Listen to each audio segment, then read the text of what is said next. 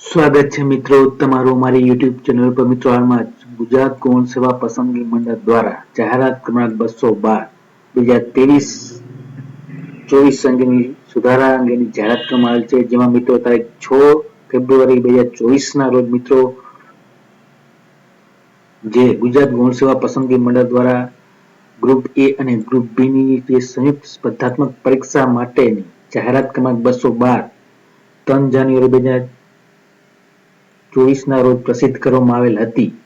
તો મિત્રો આ કચેરીઓમાંથી મળેલ નવા માંગના પત્રોને ધ્યાનમાં લઈ મંડળ દ્વારા 3 જાન્યુઆરી 2024 ના રોજ પ્રસિદ્ધ કરવામાં આવી હતી અને જાહેરાતમાં સીધી ભરતી ભરવાની થતી ઓફિસ આસિસ્ટન્ટ સર્વજ્ઞની 210 જગ્યાઓની સંખ્યામાં 12 જગ્યાનો વધારો કરવામાં આવેલ છે.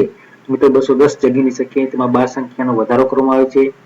ત્યારબાદ જુનિયર ક્લાર્કની મિત્રો 2916 જગ્યાઓની સંખ્યામાં ફરીથી 340 જગ્યાઓ ઉમેરવામાં આવે છે અને આમ ગ્રુપ એ અને ગ્રુપ બી ની કુલ 5554 જગ્યાઓ સીધી ભરતીથી ભરવા માટે સ્પર્ધાત્મક પરીક્ષા યોજવામાં આવશે.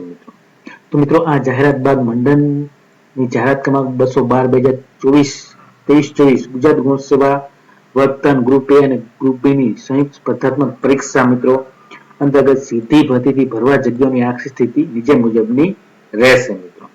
તો મિત્રો હવે જે જગ્યાઓ જોઈએ જે વધારો કરવામાં આવેલ છે તો તે આ પ્રમાણે છે, જેમાં મિત્રો ઓફિસ આસિસ્ટન્ટ વર્તન ગ્રુપ એ માં મિત્રો કુલ 12 જગ્યાને વધારો કરવામાં આવેલ છે, જેમાં મિત્રો ગુજરાત વિધાનસભા સચિવાલયમાં કુલ 12 જગ્યાનો વધારો કરવામાં આવેલ છે. ત્યારબાદ મિત્રો જુનિયર ક્લાર્ક વર્તન ગ્રુપ બી માં મિત્રો 340 જગ્યાનો વધારો કરવામાં આવેલ છે, જેમાં મિત્રો અલગ અલગ ખાતાઓ અહીંયા આપેલા છે, તેમાં કુલ મળીને 340 જગ્યાઓ જેટલી જગ્યાનો વધારો કરવામાં આવેલ છે. જે હવે જોઈએ તો મિત્રો જુનિયર ક્લાર્ક વર્તનની કુલ મિત્રો જે પહેલા 2916 જગ્યા હતી તે હવે મિત્રો વધીને 3256 જગ્યાઓ ભરવાની થશે અને ત્યારબાદ મિત્રો ઓફિસ આસિસ્ટન્ટની જે 12 જગ્યાનો વધારો કરવામાં આવેલ છે, જે પહેલા 210 હતી મિત્રો તે હવે 222 જગ્યાઓ ભરવાની થશે.